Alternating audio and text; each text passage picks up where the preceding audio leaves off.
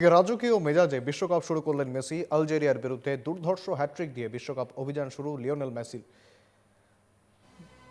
বুধবার ভোরে 6:30 খেলা শুরু হয়।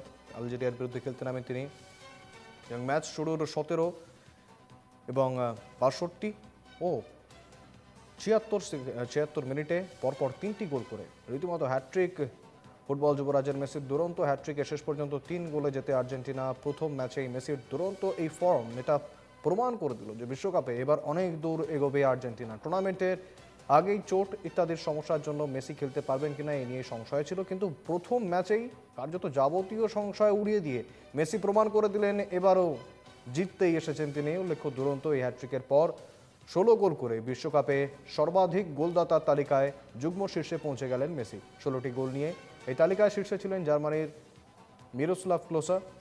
মেসি ম্যাজিক শুরু আর্জেন্টিনা বিশ্বকাপ। আলজেরিয়ার বিরুদ্ধে দুরন্ত হ্যাট্রিক মেসির।